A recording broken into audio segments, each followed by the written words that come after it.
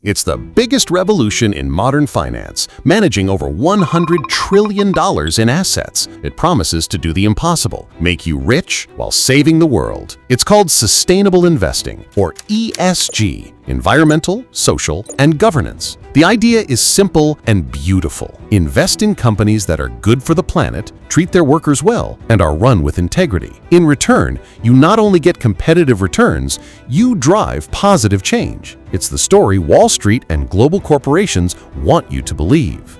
But what if this entire $100 trillion revolution is built on a foundation of sand? What if the data is flawed, the ratings are a mess, and the entire system is being undermined by deception? Today, we're pulling back the curtain on the great ESG paradox. In traditional finance, there are strict rules, globally accepted standards.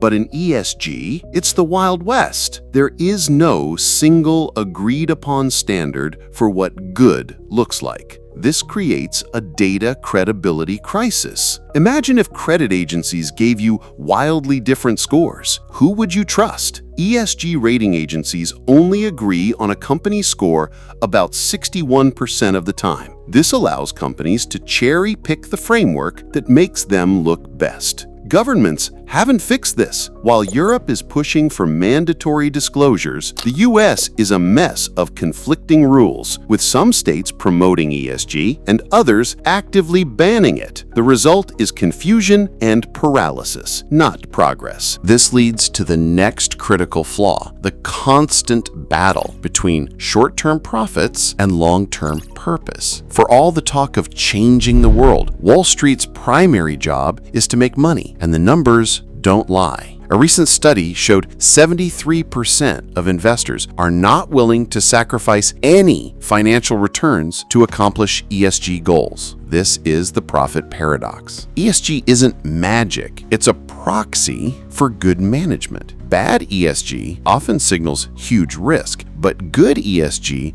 doesn't automatically guarantee higher returns. Bad data and the obsession with profit create the perfect environment for deception, and the most common form is greenwashing. It's everywhere, and some of the biggest names are the worst offenders.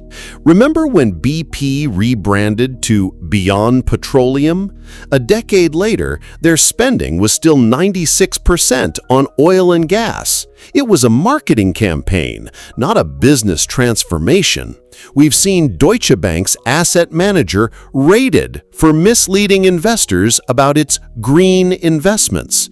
We've seen fast fashion giants accused of using sustainability as a cover for their wasteful business models. It's a strategy of hiding the bad, exaggerating the good, and hoping no one notices. So, what happens when you add it all up? Capital gets misallocated to companies that aren't really sustainable. Real risks get hidden behind a green facade. Global watchdogs like the IMF are now warning that this could create a bubble, threatening the stability of our entire financial system. But this isn't the end of the story. It's a critical turning point. The Wild West era of ESG is ending. New global standards are emerging to create a single, reliable baseline for data. Mandatory, audited disclosures are replacing voluntary promises. The future of sustainable investing depends on one thing: shifting from good intentions to hard, verifiable proof. The $100 trillion revolution is at a crossroads. To survive, it has to prove it's more than just a story.